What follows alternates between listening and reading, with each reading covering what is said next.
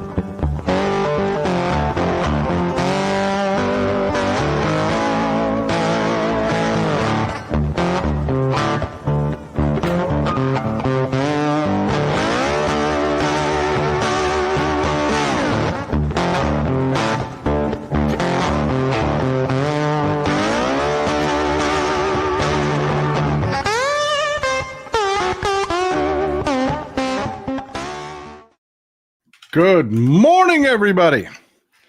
Man, I hope your coffee's as good as mine. Hell, I hope it's better.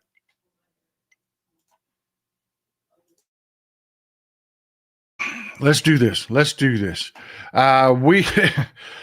got a clip I want to play real quick just to set everything up so you know exactly what we're talking about. If you on social media, you probably saw this. For some reason, the corporate media is just not really paying attention to this very much, but it is hugely impactful to what's going on with the Epstein story.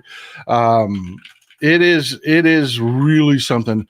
Moses Johnson, Speaker Mike Johnson, got up and stood right in front of a reporter and said that Donald Trump is a rat. No two ways about it. That's what he said. Donald Trump is a rat. Here, let me play the clip for you. He's not saying that what Epstein did is a hoax. It's a terrible, unspeakable evil. He believes that himself. When he first heard the rumor, he kicked him out of Mar-a-Lago. He was an FBI informant to try to take this stuff down. The president knows and has great sympathy for the women who have suffered these unspeakable harms. It's detestable to him. He and I have spoken about this as recently as 24 hours ago. And he's not saying that what Epstein did is a hoax. It's a terrible, unspeakable evil. He believes that himself. When he first heard the rumor, he kicked him out of Mar-a-Lago. He was an FBI informant to try to take this. Now, did you catch that? First of all, he said he's not saying it's a hoax. So, yeah, he is saying it's a hoax. He absolutely is saying it is a hoax. Yeah, that's all he's ever said. The whole thing is a hoax. It is not a hoax. It is not a hoax, and we know it's not a hoax. Even though Pam Bondi came out and said there's no Epstein files, yada, yada, yada, we see all this shit that we know all the crap that the White House is saying. But did you catch that second part there? Did you catch that? Let me back it up. Mar-a-Lago. He was an FBI informant to try to take this stuff down. Yeah, he says right there. You're talking about the Speaker of the House of the United States of America, who has seen the Epstein files.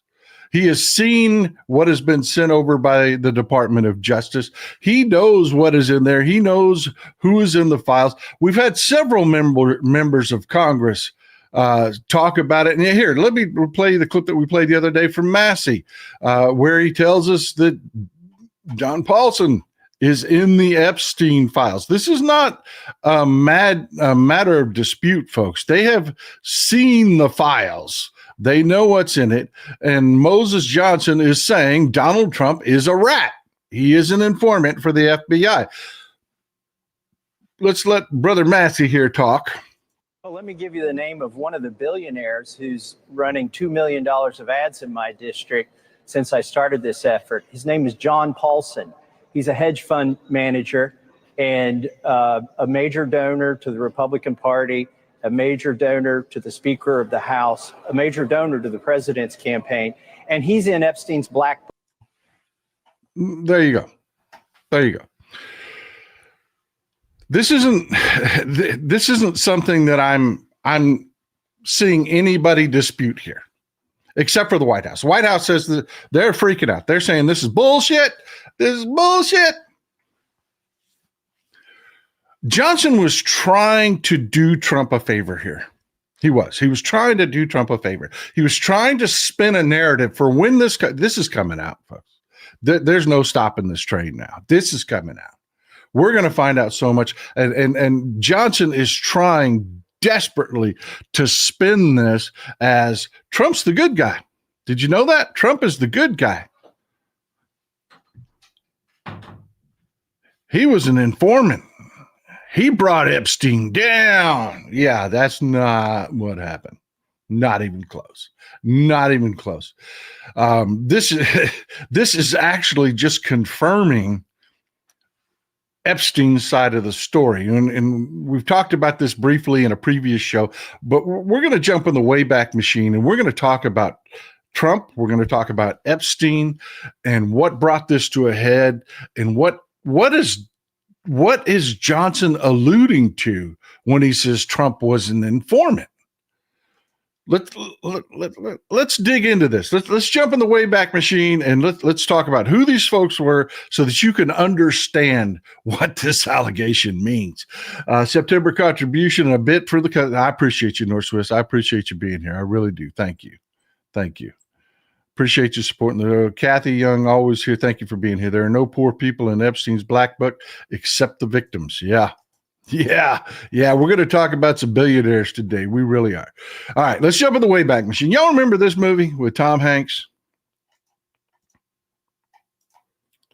Y'all remember Philadelphia and Tom Hanks, Denzel Washington, amazing movie. One of the central things in this movie that they talked about that, if you're not a lawyer, if you're not into it, you may not understand that Philadelphia really is a mecca for the law. It is. It really is. And that's true to this day. That is true to this day. When it comes to lawyers, law firms, top tier, best of the best law firms are in Philadelphia. And the reason they're in Philadelphia is the schools and the history behind it. But when I say history behind it, I mean people like this guy. This is a guy you've never heard of. This is Harold Cohn.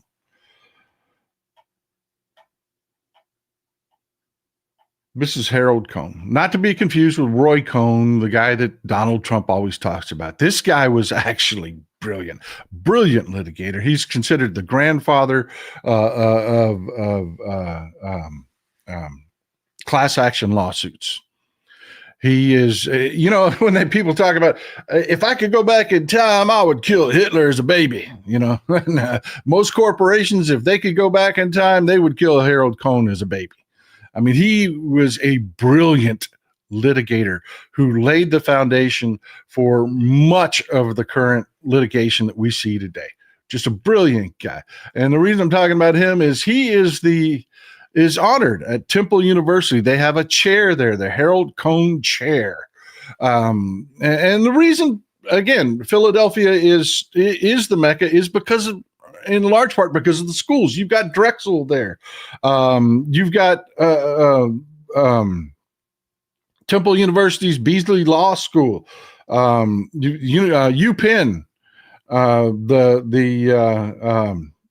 the Carey Law School is in Philadelphia. Some of the top law schools in the world are there.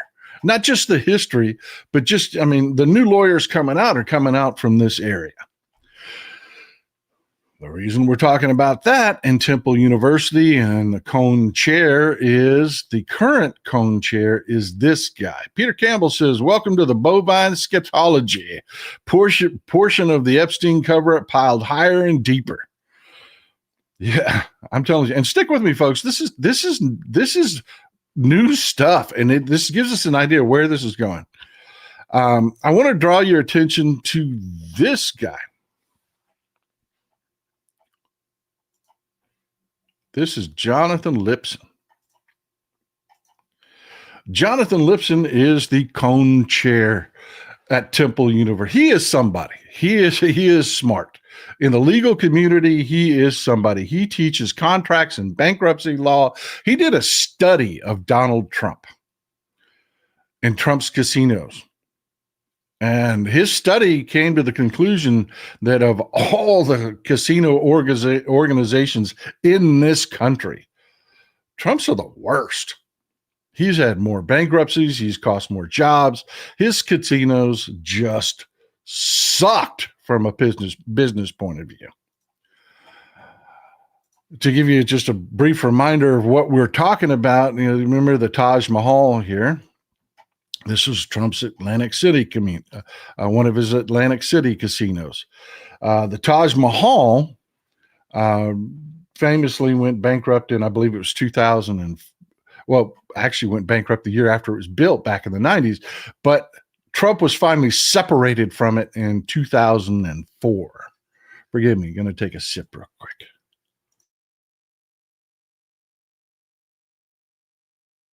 Oh man, I hope your coffee's hitting this morning. Woo, I got some French dark roast this morning. I'm not crazy about the bitter stuff, but man, I tell you what, every once in a while you just need something that's a real kick in the butt. And yeah.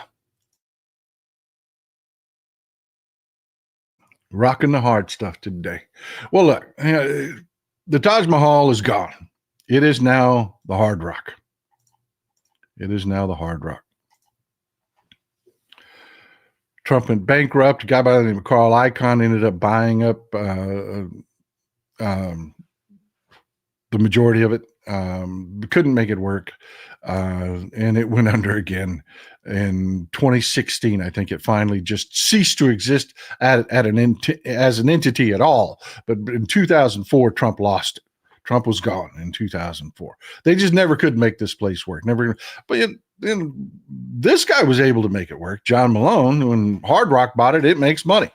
Company by the name of Live Nation is the parent company of Hard Rock, and Live Nation is owned by a company called Liberty, and Liberty is John Malone. John Malone is a guy that I disagree with. I can't quantify for you how much I disagree with John Malone politically. He's the guy he owns a huge stake in Warner, which is. He is the core of the movement that is pushing all our media, our news media, to the right.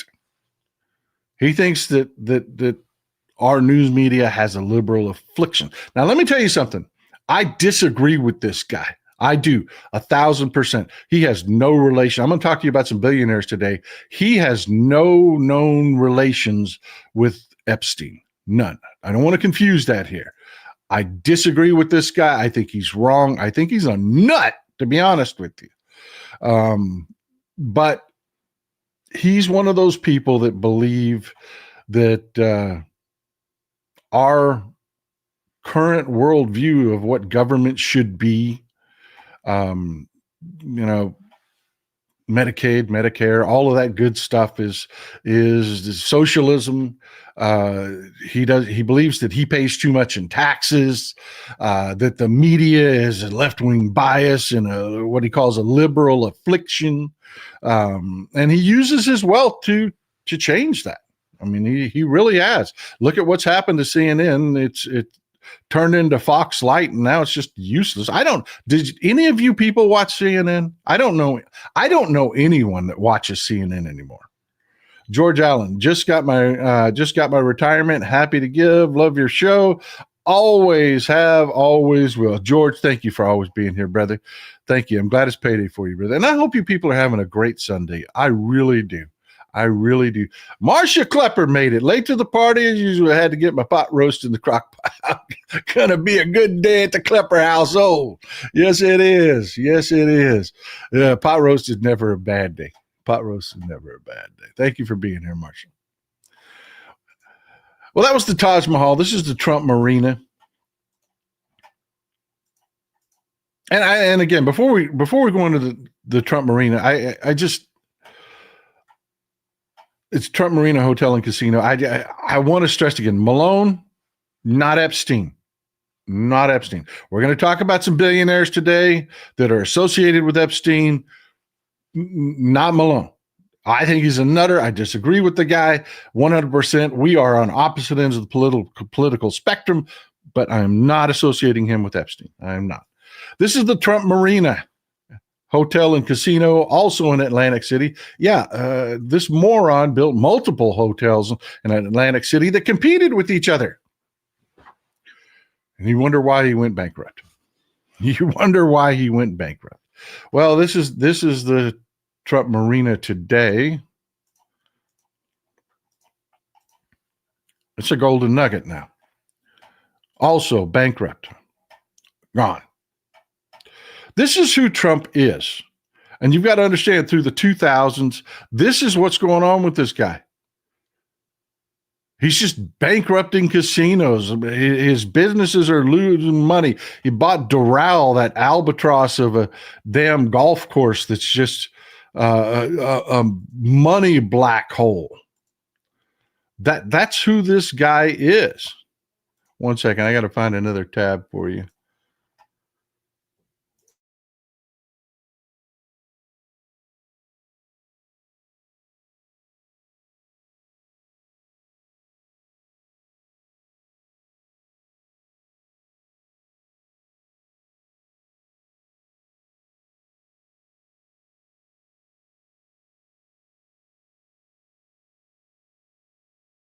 I know a lot of you people are gonna recoil when I say this, but yeah, Jeremy Breeden, 100% talking about grilling the doves. Let me tell you something. I dove hunt. I do. I dove hunt. If you've never had dove breast, it's very dark meat. It's very, very dark meat. If you don't wrap it in bacon with a jalapeno and put it on a smoker, you have never lived. You have never. Some people will brush a little barbecue sauce on them. I don't like that. I like it just with the jalapeno and the bacon. Well, I say I don't like it. I do like it with the barbecue, but that's not the way I prefer it.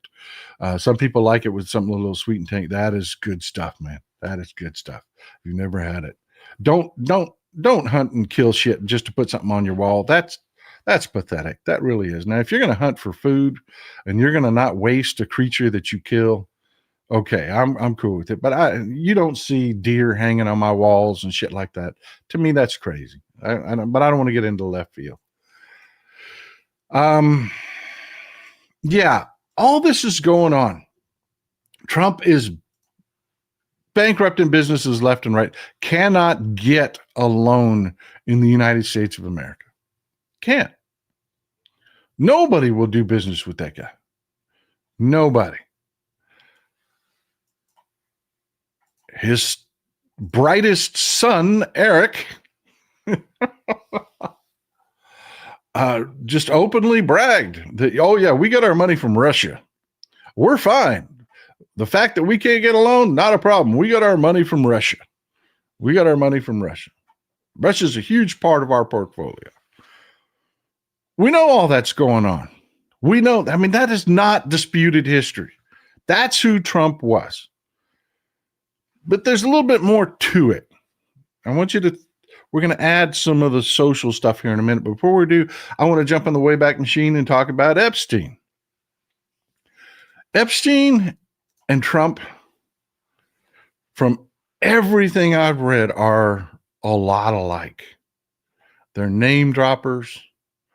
They talk big. They talk about shit that's not true. It's who they are.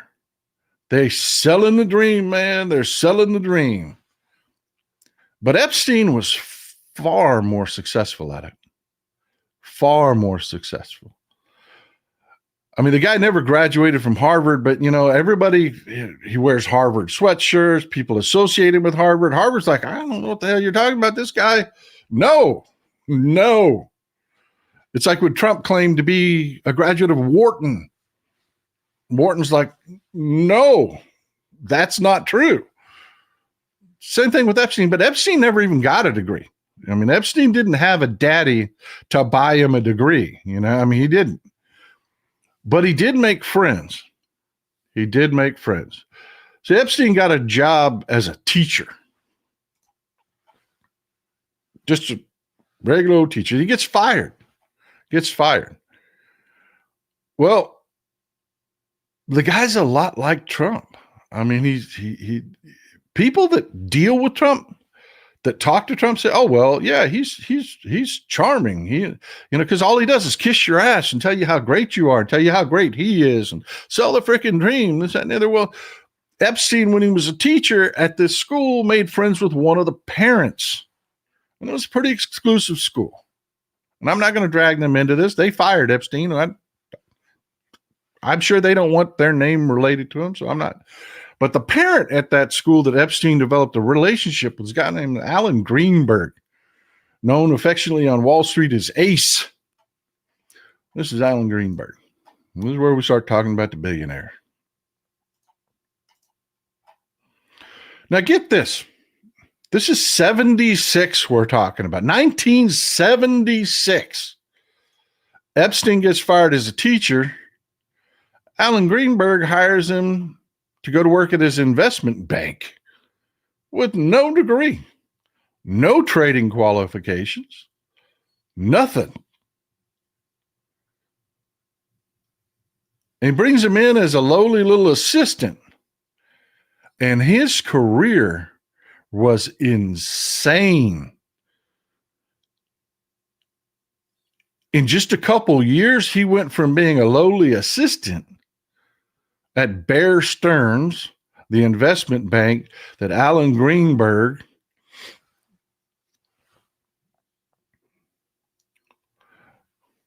one second. But yeah, the investment bank that Alan Greenberg and Jimmy Kane founded. He goes from being an assistant to an options trader, which is a pretty big leap considering he's got no degree. He's got no financial background, nothing. He's now an options trader on Wall Street and then a limited partner. Did you hear me? A limited partner in Bear Stearns. No degree. In a matter of just a couple of years, goes from being a teacher that's getting fired to being hired at a top Wall Street investment bank for God, nobody knows why, by this guy, Alan Greenberg. And this guy, Jimmy Kane,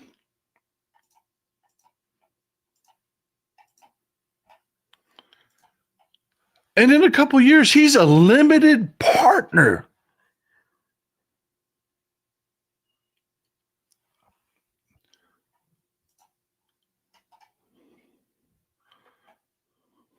Yeah, right. Ace died. Yeah, Ace is dead. Ace Greenberg is dead. So is Jimmy Kane.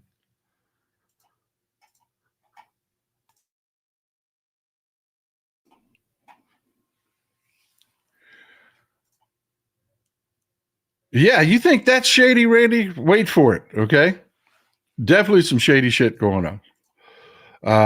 David Seals, taxes too high. Does someone become rich without an income? Yeah, brother. I hear you. Thanks for supporting the show, man. I appreciate you. I really do appreciate you. But this guy loved Epstein so much that he went on after Epstein gets fired. He gets fired at Bear Stearns. They end up having to show him the door, right? So you would naturally assume, well, they're pissed at the guy. Epstein is pissed at them. This, that. Oh no. Oh no. Oh no. See, Epstein got caught doing some shady shit, some shady deals.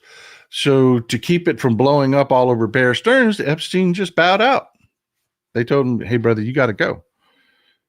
We got to take you out of the money arc here. You got to go." But did they cut him loose? Oh no, they love this guy. Love this guy. So much so that Kane went on to do an interview. There's going to be a couple that we're going to see from Vanity Fair's got a lot of reporting on this. Take a look at these headlines and go back and read these full articles. They're really worth it. Kane does an article with Vanity Fair after Epstein is fired and said, oh, no, he wasn't fired. No, there were no shady deals. He's a great guy. I mean, he's wonderful. He's an absolutely amazing individual. Brilliant. Yeah. I mean, and I'm characterizing the article here, but you can go back and read it. It's from Vicky Ward with Vanity Fair. You're talking about one of the Wall Street movers and shakers at the time. Did an interview with Vanity Fair praising Epstein after he was fired. What does that tell you about their personal relationships?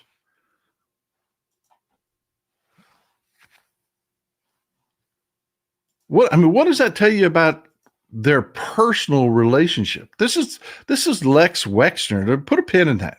This is Lex Wexner. Les Wexner, pardon me. Pronunciation's terrible today. Sorry. Les Wexner. Another billionaire. You probably don't know who Wexner is. You don't. But you do know his companies. He is Bath and Body Works, pardon me. He's Victoria's Secret. He's Pink. He's Henry Bendel. He's the White Barn Candle Company, La Senza, Lane Bryant, Abercrombie and Fitch, Lerner. Y'all know Lerner's, right? Lerner's, New York. The Limited, Structure 9, Aura Science, and then a Canadian company called Express. Yeah, I mean, this guy is an extreme billionaire. He loves Jeffrey Epstein. Nobody can explain their relationship. Nobody can explain their relationship. And it is so twisted and sick. This happens.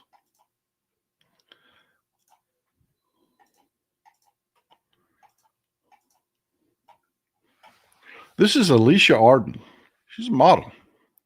She gets called for a gig, an interview for a gig, modeling gig. She shows up. There's a guy there. He says he's a representative of Victoria's Secret. Says he wants to manhandle her. Starts pulling her clothes off. Tells her she's got to get naked. And she bolts, man. This was just traumatizing, as you can imagine, just traumatizing as hell to her. Yeah, that was Jeffrey Epstein representing himself as a model agent for Victoria's Secret, which he was not.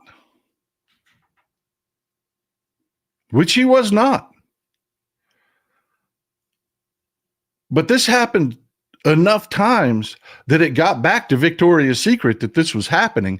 And they ran it up the chain to Wexner and said, hey, man, your guy is out there claiming to represent you and your business, our business.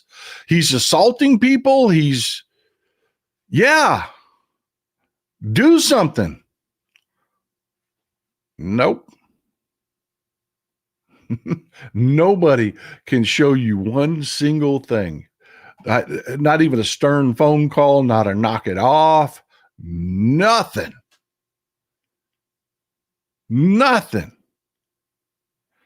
And you got to ask yourself, why? Christina Wynn, happy Sunday. Been lurking for about 2 months, a little skeptical of a Texas Democrat, but you're the real deal. Keep fighting the good fight. Thank you. I'm glad you're here, Christina. I'm glad. I'm very, very, very, very, very glad you're here. Randy, and that's a lot of support. Thank you. Randy Ryder, thank you for being here, brother. Keep speaking the truth to the chipocalypse. I appreciate you, man. That's a lot of support. I appreciate you. I really do. Can't do it without you. Can't. This is an article that I really want you to pay attention to. I'm going to put it up, leave it up for a good bit. I want you to go read this. I do. I want you to go read this article because you got to be asking. I mean, well, probably not. You're probably doing what most people do, and they just assume they were banging kids together. That's what most people, they hear Epstein, they hear these billionaires, and they were banging kids together. This was a relationship, people. These people were tight. They hung together. They were friends. This wasn't just, and it wasn't always banging kids. It wasn't. This is a really great article that just really lays down how Jeffrey Epstein works.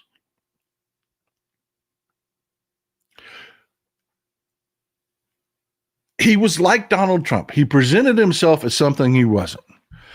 I always tell you, I'm just a dumbass, but I like smart people. I will listen to smart people. I will, if I need to know something and it's not in my wheelhouse, I will go find the smartest people possible and I will learn from them. Epstein considered himself to be a genius, and he sold it that way. This guy once claimed that he invented derivatives. The thing that caused the 2007, 2008 collapse and eventually ended up bankrupting Bear Stearns. Bear Stearns is no more, by the way. Greenberg and Keynes' baby is dead and gone. They're still rich as can be, although they're dead. Their estate. You understand what I'm saying? No, Jeffrey Epstein didn't invent derivatives. He didn't. Yeah, credit default swaps were definitely a huge part of his portfolio. Huge. And that's going to come up again later, Metal Market West. But this is the kind of thing that he did. And he started a company after Bear Stearns called Liquid Funding. And that's was part of his relationship with Wexner. That was Kane continued to do business with him through Liquid Funding. This is what he did. He sold derivatives, but he name dropped. It wasn't just the kids. It wasn't just the pedo stuff. Sure, that is it. But there's a whole psychology behind it. This guy called Prince Andrew Andy when he would talk to him. He called him Andy when he would talk to him. Not Your Highness or Your Grace or whatever the hell his title would bestow, or Prince Andrew, or no, he called him Andy. And this article breaks down really in a really great way the psychology behind it and how these people got roped in so tight with Epstein, because he would talk down to billionaires who are used to everybody in their world around them kissing their ass. And he partied with these guys. He did. But it wasn't, I just want you to keep in mind, it wasn't just the abusing the girls. It was that bro relationship that he had. And what he would do is he would go and find scientists and say, hey, I know some billionaires that would love to meet you. And the billionaires were like, we hang out with scientists. So, we're brilliant too.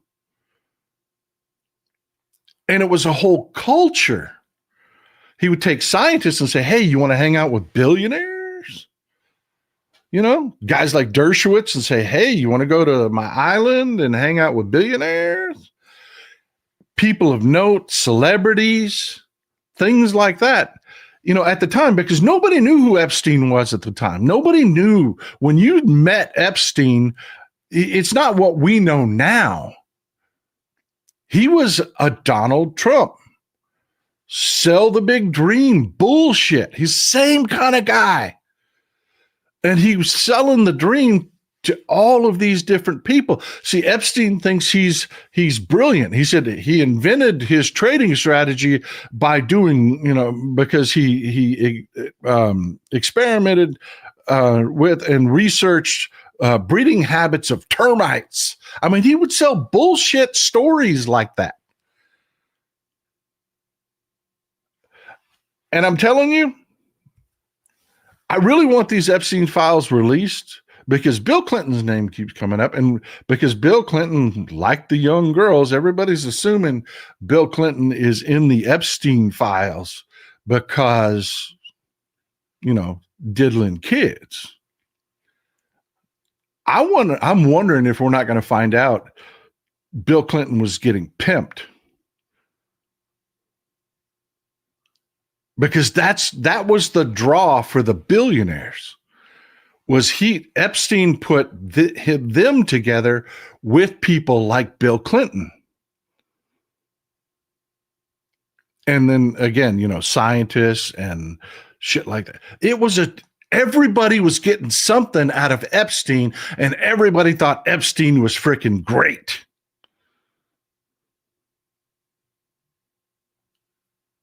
Until they found out what he was.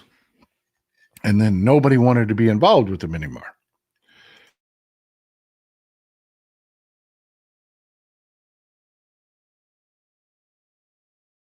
So why are we talking about this? Why are we jumping in the Wayback Machine and talking about this? I want you to compare the two people. You got Epstein, he's got access to money. Donald Trump can't get a loan. He's a failure.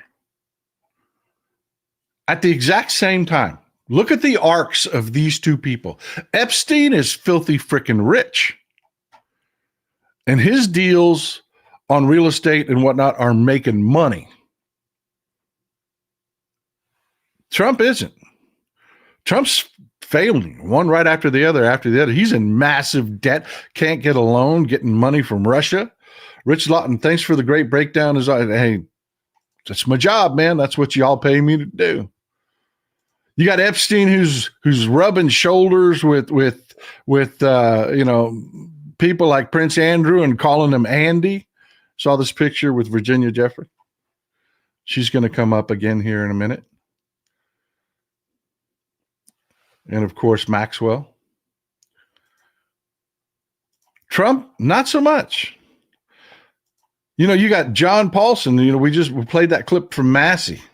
This is John Paulson. This is the guy that is dropping Brinks trucks on Massey in his district, telling them to shut up about Epstein. Paulson, interestingly, made his longest green being the anti-Epstein. I don't mean socially or behaviorally. I mean his investment strategy. He actually made a fortune of shorting derivatives, betting against derivatives back in the 2007, 2008 crash, where, our entire economy almost tanked and Republicans were like, let it die. It's just insane. Paulson made a fortune because he bet against them. He shorted derivatives. New West Bill. Thank you for being here, brother. Thank you for being here. Thanks for always supporting the show. That's the guy that is now dropping Brinks trucks on Massey to shut the hell up about Epstein. And Massey comes out and says, he's in the book. He's in the black book.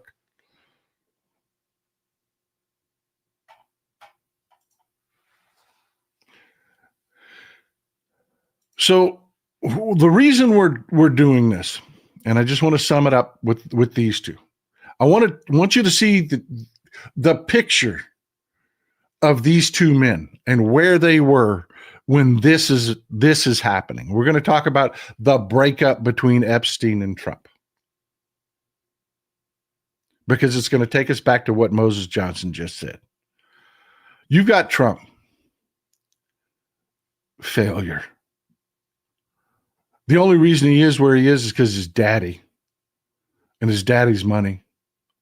His daddy shit him $400 million. It's the only reason he is where he is. And he desperately wants to be Jeffrey Epstein. And Jeffrey Epstein is just like Trump. He's full of shit. He's nothing. There's nothing there. For all instances, the guy claims to be a genius. I can't find anything that doesn't say he's not dumb as dog shit, just like Trump.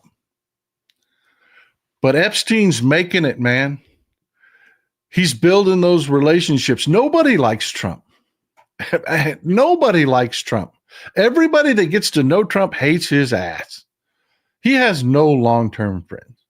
Epstein has people that are investing in his companies. Even after he gets fired from Bear Stearns, man, they're still funding him. Epstein has money, and these two are friends. Can you imagine to a narcissist like Donald Trump what that must have been like? Gregory Brown, this is the subculture that builds Luigis. Yeah, brother. Yeah, we need more Luigis in this world. I'm telling you. I am telling you. Don't hate me for saying that, but it is true. These people are out of control. Out of control. They are. Then we get to the breakup. And there are two stories there. There are two stories to the breakup between Epstein and Trump. This is Trump's side of it, in his own words.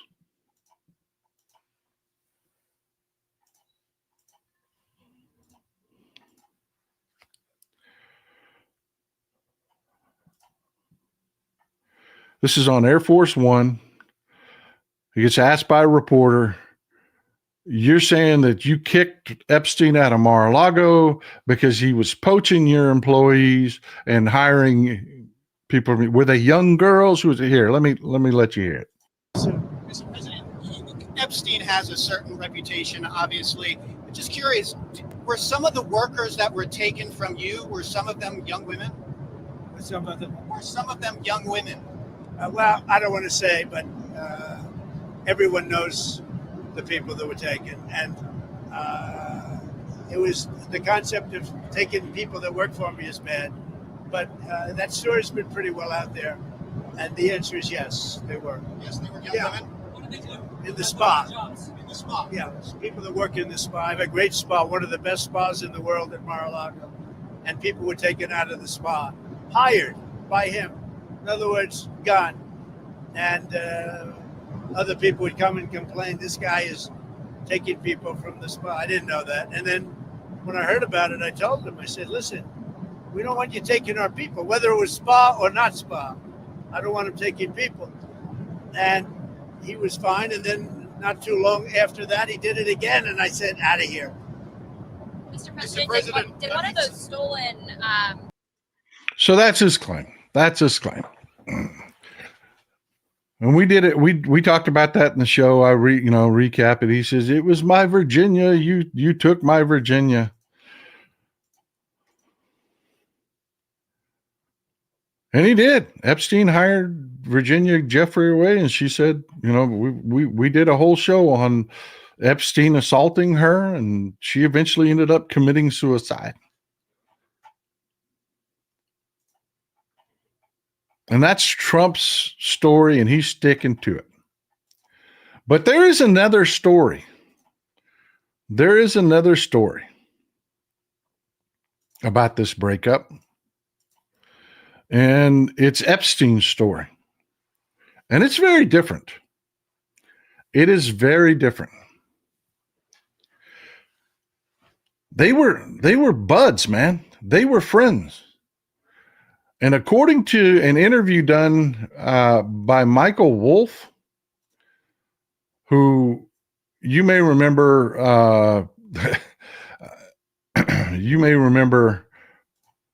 he's done a couple of books on Trump. For some reason, they invited Michael Wolff in to the White House, and he's written couple very unflattering books about Donald Trump.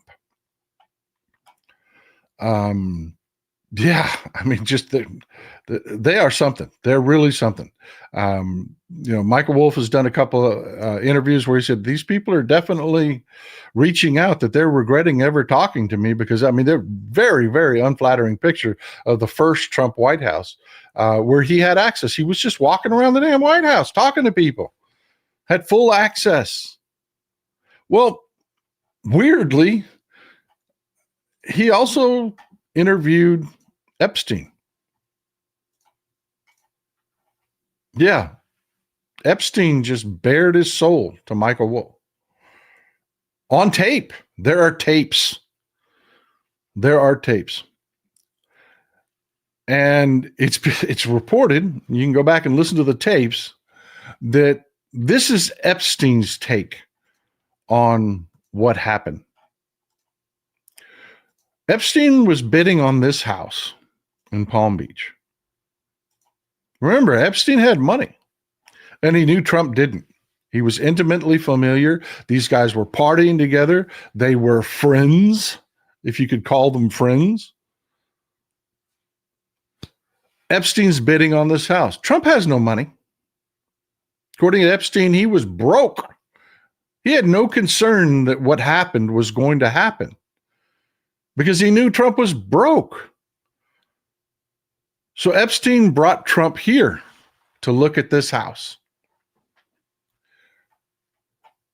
for advice on renovations after he got it, because Epstein was the top bid at the time at $36 million.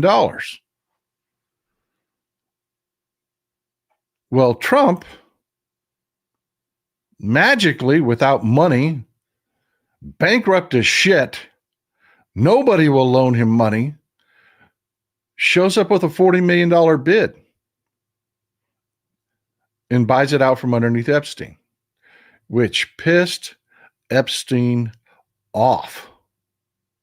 He considered that a betrayal. And he knew Trump didn't have the money, so Epstein started talking to people, telling people that this is where Trump got his money.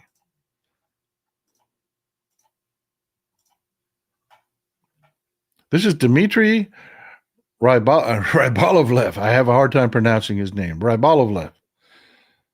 Dmitry Rybolovlev. He is a mining billionaire out of Russia. And he is one of the people, we've did stories about Londongrad before, and how the Russian billionaires, they don't want to be in Russia. They don't. They want to be in the West. And they flooded London with massive amounts of Russian money. And they're buying lifestyles and notoriety. And, well, you've got Dmitry Rybolovlev doing the exact same thing. He's taking his money and dumping it into the West. And Epstein said that is where Donald Trump's money to originally put the $40 million bid in for this house came from. Remember, you've got Eric, the dumbest of the dumb, telling everybody our money comes from Russia. And Epstein is pissed. I mean, he is really pissed. I mean, they apparently had a falling out so bad that Donald Trump said, you can't come to Mar-a-Lago anymore.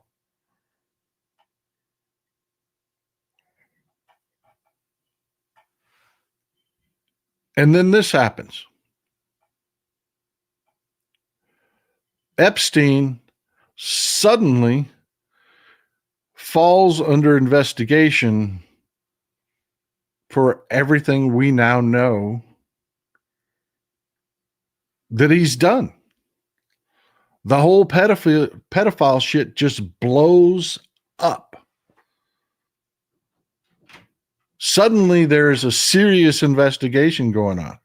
And we're not just talking about the shit that originally happened in Florida where there was nothing serious going on and he was, working and, just going to the jail on the weekend and all that.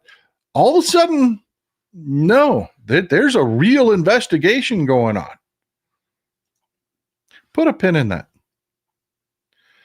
See, Dmitry Rybolovlev, is also now under investigation.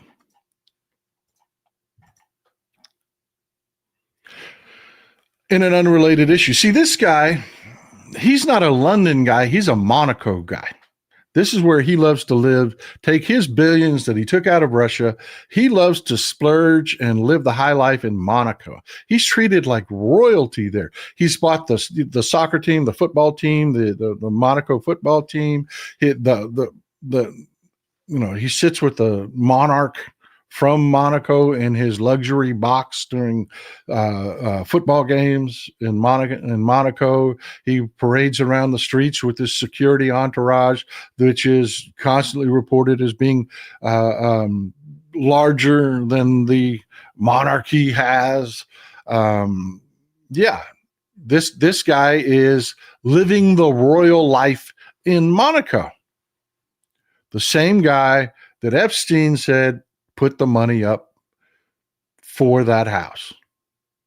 Then 4 years later, bought that house from Trump for just under $100 million. Epstein said he was the original source for the seed money for Trump to buy it, and then turned around a few years later and bought it from Trump for damn near $100 million. And there have been all kinds of accusations about this, that this is the source of when Russia bought Trump. And there's all kinds of, tons of conspiracy theories about this. And rightfully so, this should be investigated, because everybody that looks at this says the same thing. This looks like money laundering, because he lost a shit ton of money on this deal. They tore that house down. It sat for a couple years, just costing Rybolovlev money. And then they just tore it down and sold the land and didn't make a fraction of their money back. But a fraction of their money back. Christopher Daly, thanks for being here. And everybody that looks at this says this is money laundering. This is money laundering. But you want to hear something weird? Why he's being investigated in Monaco? Is he had a deal with a guy to buy art. Billions of dollars worth of art. Well, the guy that was buying the art, Rybolovlev claims, went and bought it and then inflated the price and flipped it and sold it to him, and he lost $1 billion.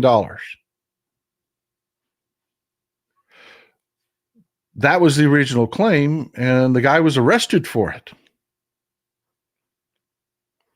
Didn't get all his money and stuff, right? Turns out that even before the deal was done, Rybolovlev was calling the cops in Monaco. His attorney, his Swiss attorney, was burning this guy with an investigation. This is a direct parallel to what Epstein alleged happened to him.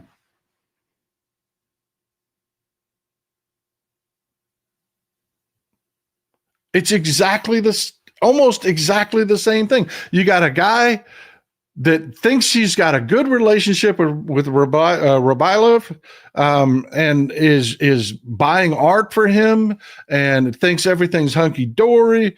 And then next thing you know, boom, he's under investigation and going to jail. Epstein thinks he's got a friend in Trump.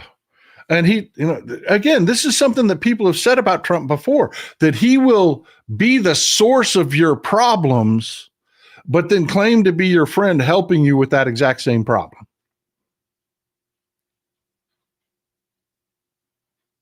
Trump is a rat. And the Speaker of the House just told us, who has access to these files, just told us Trump is an FBI informant. So here's my question to you. Ryan Hushin, Epstein and Trump, all finances are in with the pedo records. So yes, there are files. Absolutely, there are files. Huge support. Thank you. New supporter coming out, guns blazing. I am super grateful. That is a lot of support. Thank you. Christopher Daly, thank you for being here and supporting the show. I'm truly grateful. I am truly grateful. So now, I ask you, you heard Trump's claim of why they had a beef. It was Virginia Giuffre.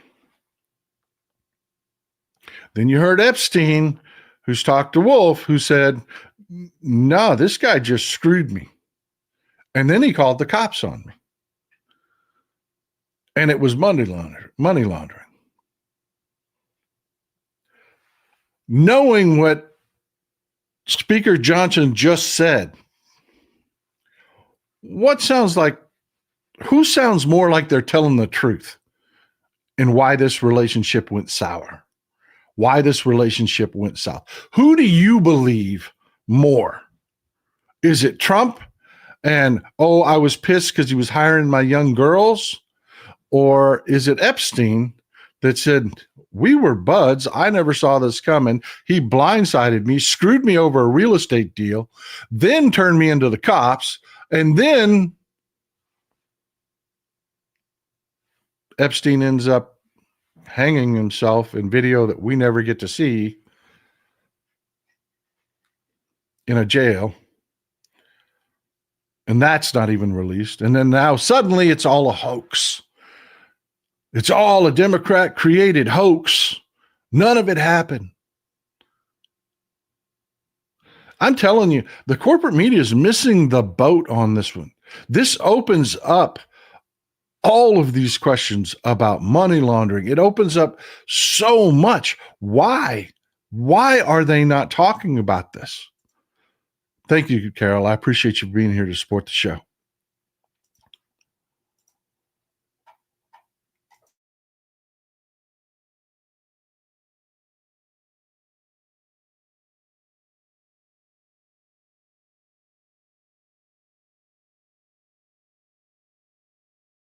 I mean, yeah, does that not shine a whole new light on this to have the Speaker of the House of Representatives, who is privy to much of what is in the Epstein files, to come out, stand before a microphone, tell a reporter Trump is an informant, trying to spin this bullshit narrative that, oh, Trump was this great guy protecting the children, when you have Epstein on tape saying, no, Trump was all part and we were all good. He screwed me. He broke it off in me. I mean, what sounds more true? This, because they're really trying a bunch of different narratives on the right. They really are trying different narratives on the right, trying to see what they can get, throwing shit at the wall to see what they can get to stick. Greg Edmond, congratulations on your bicentennial sub. Thank you. I'm truly grateful. Thank you. We've been doing fantastic. On that note, take a second, if you're not already subscribed, to hit the subscribe button, hit the thumbs up button. Let's get this to as many people as possible, because there's so much that's just not being dug into. Michelle Beachy, thank you for being here. Thank you. I mean, when you look at these two, the lives they're leading, the relationships they have, Epstein is actually living the life that Trump has always wanted, and Trump betrays him. I mean, we have a pedo rat presidency. Mark Polakowski, thank you for being here. Thank you for supporting the show. The corporate media is just billionaires telling millionaires what to say anymore. Yeah.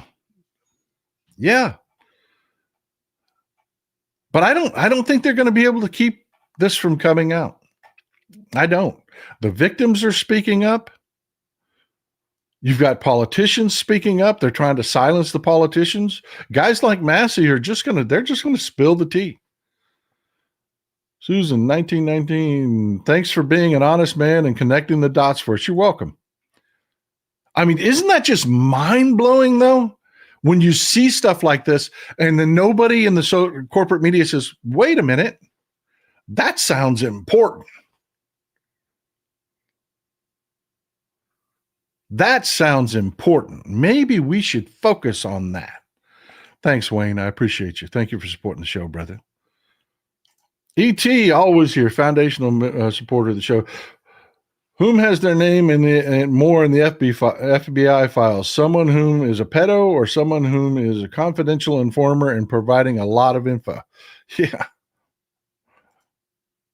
Robin Hood still catching up on bills. No, don't be. I'm just glad you're here, Robin. Thank you. Thank you. I'm just glad you're here in the community. All of you people, I'm glad you're here. But yeah, I'm not letting this go. We're going to keep digging on this until those files are released. And you want to know what kind of bizarro universe we're living in? MAGA Massey and Marjorie Trader Green, the elevator flatulator, are the only Republicans that are leading the charge on this. The Democrats have voted to the man, 100%. The Democrats want to release this information. They are there.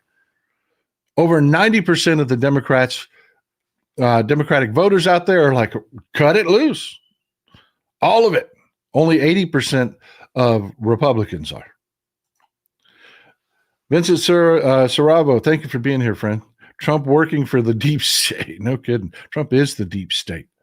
Paulette Tansel, thank you, Texas Paul, for educating. Hey, I'm glad we could be here. Thanks for spending your Sunday with me. Vincent Day, thank you, brother. Thank you for always being here. But yeah, I mean, just take a second. Let it just absorb in who these two guys were. And what do you think the most human motivation is? I'm telling you, Trump is a real piece of shit, man. I mean, not only is he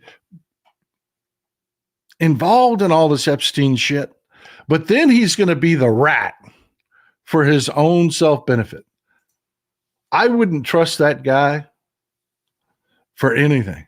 I don't trust that guy for anything. Warren Benson, as the old expression goes, when you want to get to the bottom of a story, follow the money. Exactly. But yeah, a bunch of people took a look at all this failure and decided this guy should be president. What does that tell you about MAGA and MAGA voters? Folks, I keep telling you, we are not the same. We are not the same people. I don't know any Democrat that didn't look at Donald Trump and say, he's a fucking clown. He's a TV clown running a ridiculous, TV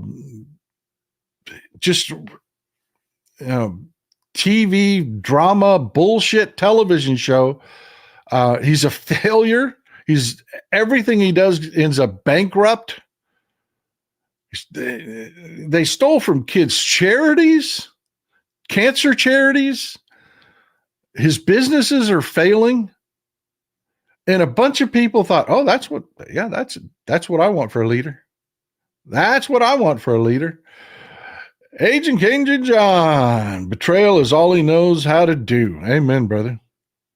I mean, there's nothing to that man. Nothing.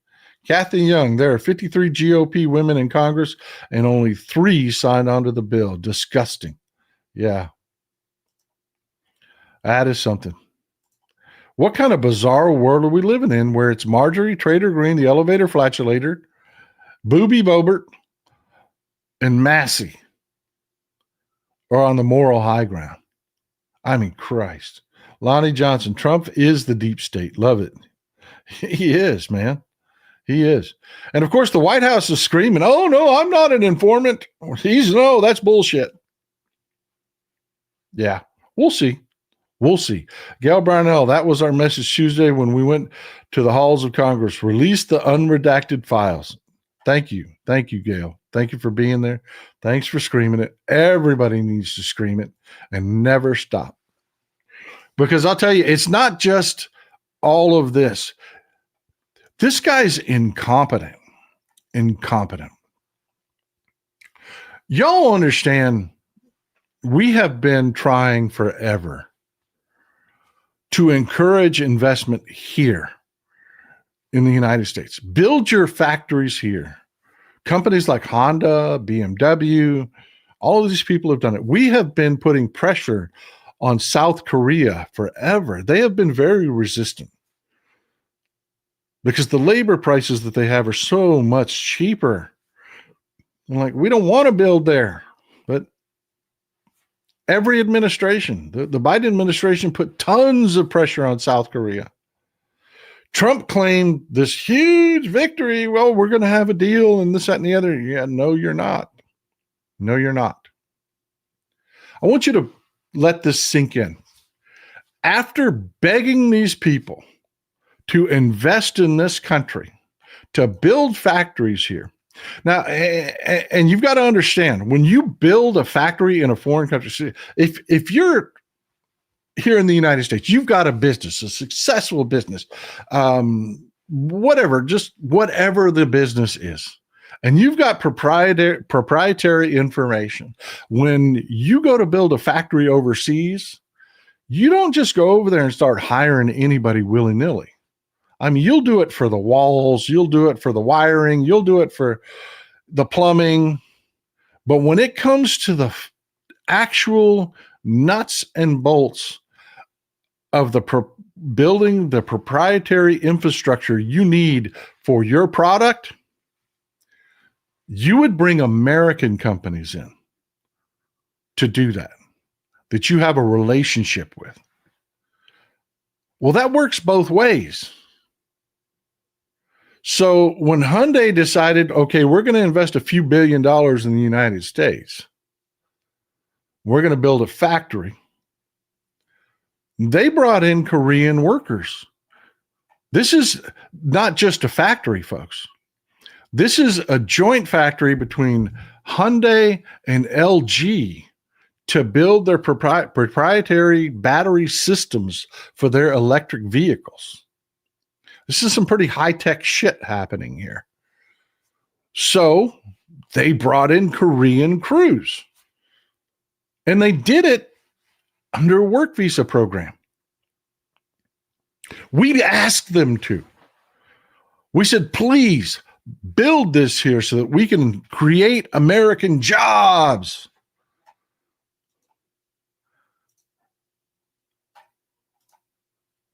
So that we can, create American jobs. Imagine your reaction when ICE shows up at your Georgia factory that you're building at our behest and arrests your fucking construction workers.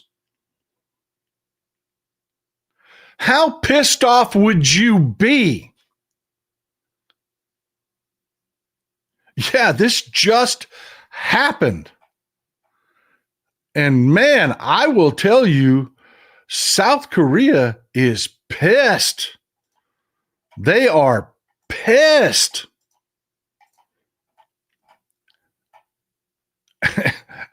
There isn't going to be a trade deal. There is not going to be a trade deal. These are the most idiotic. Can you think of anything more stupid? Anything more stupid? Mandolius, thanks for always being here, brother. Sorry I was late today. I'll be watching the replay after I get my coffee. Two-Face Mace backed out. Yeah. Carl Rossi, we need a collage of all the narratives the GOP are dreaming up to evade the Epstein files reveal. Oh, they're working. They're working on narratives all the damn time. They know how badly this is blown up. And you want to know how they know? I mean, you want proof that they know how badly this is blown up? Prosecution or be an informant deal. Maybe. We'll find out. This is what Fox is spinning.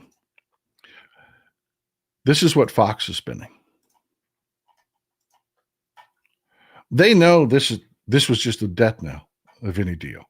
It was. There's going to be no trade deal. But they're claiming, oh, it's a new South Korean law. Well, that's not even true, because it's not even a law that exists. It's a law being debated that has a good likelihood of passing, that regulates big tech in South Korea. They're so desperate to try to not say Trump just blew up our relationship with South Korea that they're blaming it on a law that doesn't exist, because they know this is done. This is done. This is on top of what just happened. This is on top of what just happened. Not what was it, last week? Trump did this. Remember, we were talking about his imbecilic, idiotic behavior with the president of Korea, not understanding the cultural issues, and he just runs his mouth and says this. This is the right president. The whole issue of the women, comfort women, very specifically, we talked, and that was a very big problem for Korea, not for Japan. Japan wanted to go. They want to get on. But Korea was very stuck on that. You understand? So I don't know. Perhaps you'd like to answer. It's a good question. No, he didn't want to answer that. He didn't want to talk about it. He was highly pissed off and offended that you even brought it up. This is a serious sore spot. And here's Donald Trump trying to bully South Korea on behalf of Japan, insulting the people of Japan, then South Korea, over an issue. We did a whole segment on a previous show on it about why this is a big freaking deal. I mean, this is not something that Korea is just shrugging off. Peter Campbell, Donald J. Trump has put a stop to 80% complete wind farm off the coast of Rhode Island. It's a Danish company. Yeah. But he's a moron. He's insanely stupid. There's no long-term strategy with Trump. He lurches around like a frickin' moron. He just blew up any chance of any kind of trade deal with South Korea. They are so pissed right now. What they've done is they've actually chartered a plane.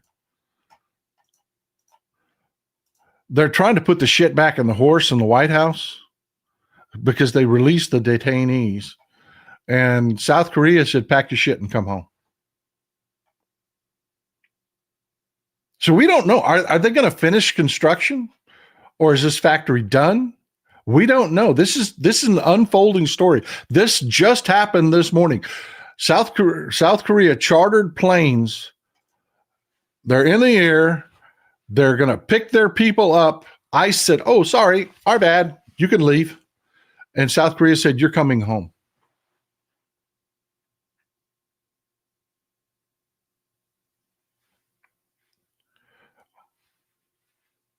What now? Are they even going to finish the factory? Perfect. Nita Jean, perfect. Perfect. That was perfect. Where are you, Nita Jean?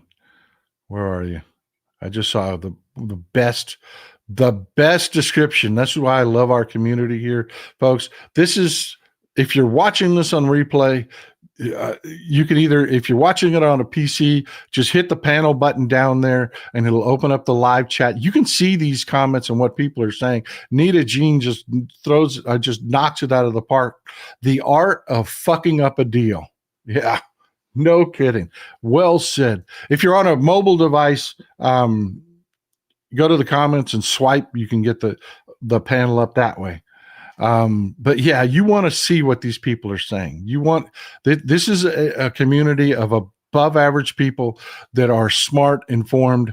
They have parallel conversations, additional conversations. They add to the stories that we're talking about. You want to be participating in the live chat. Even if you're watching on replay, you want to know what's going on. So Trump is trying to bully South Korea on behalf of Japan, trying to ice a deal with Japan because, the economy's tanking.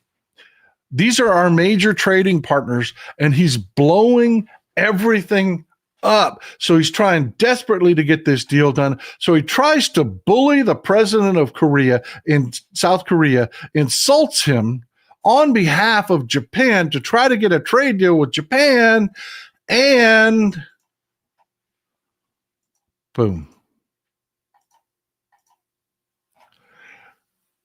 Japan's Prime Minister Shigeru Ishiba resigns after election defeats. That is today. Guess what?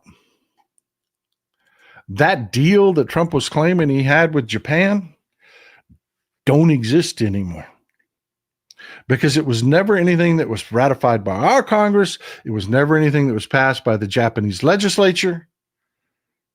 It was just between Ishiba and Trump. And Ishiba's gone. And why is he gone? We talked about that in a previous show. You got to be here in the audience, folks. You've got to know, if you want to stay on top of what's going on, you got to be here. In a previous show, we talked about Ishiba just got his ass whipped a couple weeks ago in elections. And you think the new prime minister is going to do the exact same thing that Ishiba did, which was to suck up to Trump to try to get a deal? No, that deal is over. That deal is over. Even the pretense of it is over. And that's before you take into account this. That the deal they made about the reciprocal tariffs is illegal and are going away. And Trump himself has acknowledged this ain't going to make it through the Supreme Court. All of these deal claims and changes to tariff rates are illegal. All of it had to be run through Congress. Just like this stupid bullshit about the Department of War, which is just another distraction from the tanking economy and the Epstein files that are blowing up all over the place. All of that has to go through Congress. It's all illegal. What did I tell you? I told you, folks. They're idiots. They're imbeciles. They're morons. They're going to come out and they're going to say, we did this and we're inevitable and you can't stop us. And it's bullshit. It's all falling apart because they're morons. And the shit part is we're stuck on this fucking roller coaster and can't get off. Cecile Kazemi, Donnie, no deal strikes again. Yeah. I mean, we're stuck on here. I mean, we cannot get off. We're on a bus that's on fire and the doors won't open because of these morons. Morons.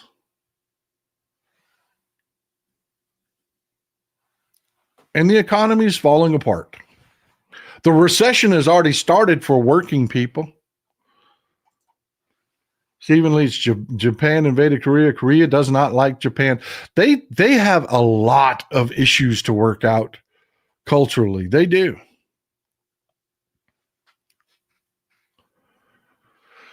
Whew. I am telling you, folks, this is amazing to look at. Just amazing.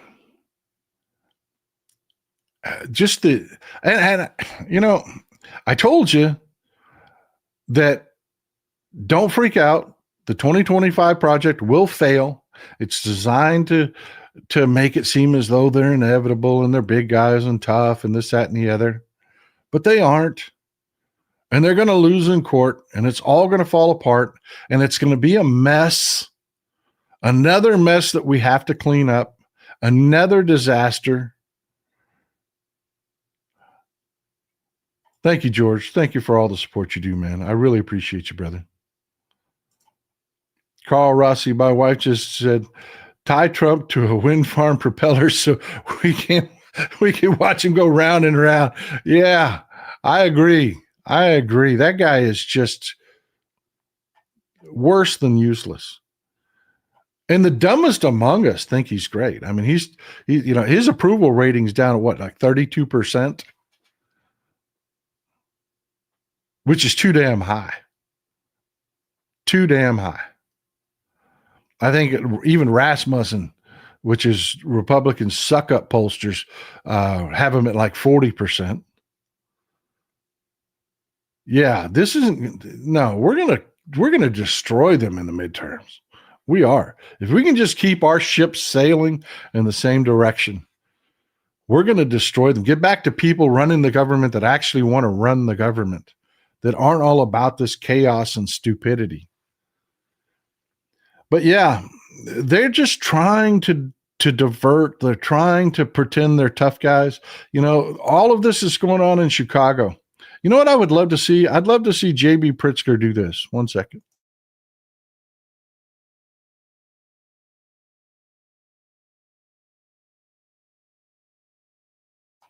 I'd love to see J.B. Pritzker do a Gavin Newsom response. I'd love to see J.B. Pritzker walk out with a push broom and a Dayglow orange safety vest, and then pick up a bag, an empty plastic bag, and say, send them guard troops. We're ready to put them to work, picking up trash, and we got some parks that we need some gardening done in. And just judo Trump. Exactly like you do it in D.C. Put them guards to work, doing some sweeping and some trash cleanup. Send them. We'll put them to work. I would love to see J.B. Pritzker do that. I really would. Because it just highlights what a clown this is. And already with crime nationwide falling. Trump is now trying to claim he did something in D.C. When I showed you the video, the guard out there with the trash bags, putting mulch out in the parks. And they're going to do this again in Chicago. They are. Trump's in desperate, dangerous straits. He is. So they're going to try to pretend to be tough guys. Anything to keep their base excited. We're going to create the War Department, which is, I think it's fantastic. I do. Rename the DOD the War Department. Don't just do it in an executive order where your people in the executive branch have to call it the War Department. No, run that shit through Congress. Make it the law. Make it what appears on the contracts. Instead of the Department of Defense, make it say the War Department. I think that's freaking great. Because as I've said before, renaming of the Department of Defense was one of the greatest marketing ploys in modern, whether they intended to do it or not, was one of the greatest marketing ploys in our history. When they took the War Department, which was the Army, split off the Air Force, which used to be the Army Air Corps, and then took the Department of the Navy and combined it all together to make the Department of Defense. That was one of the greatest marketing ploys ever. People will spend anything on defense, and defense has no definition.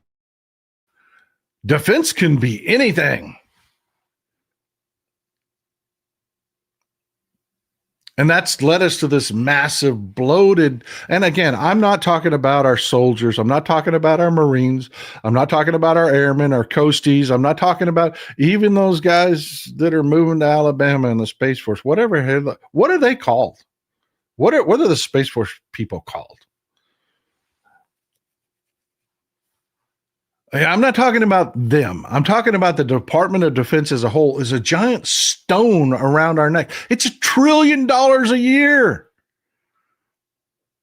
And Donald Trump says, no other country can match our military. Well, I got news for you.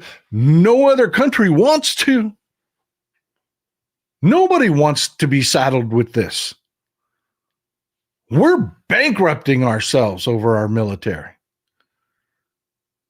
It is head and shoulders of anything that is not something that you pay for, that you're entitled to.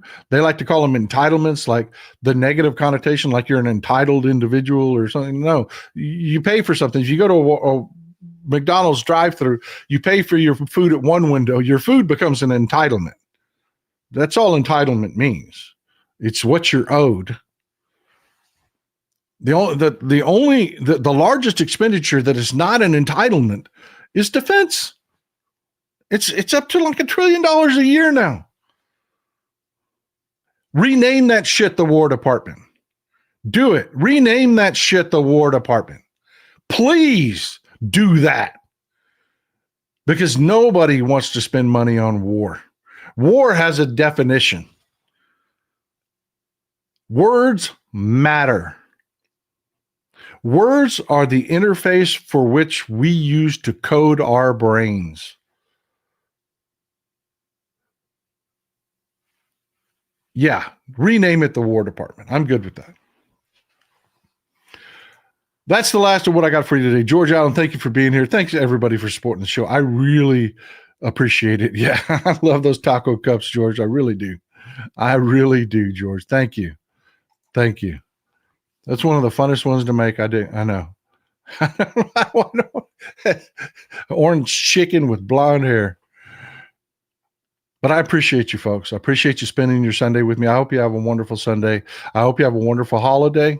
Let's keep focusing, making this time of year good. We're winning the special elections. The wind is at our back. Things are, politically are moving the right direction. Yeah, we're going to have to put up with stupidity. Yeah, we're going to have to put up with these idiots. But every idiot, stupid thing they do, we're going to call them out for it.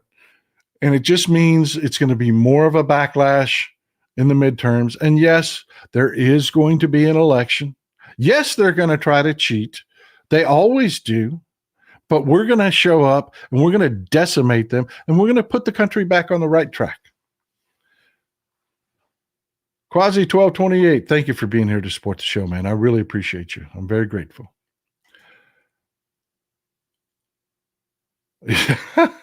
Y'all are something else.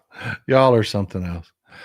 And we're going to give Laura B the last word. Release the pedophiles. Amen. Release those Epstein files.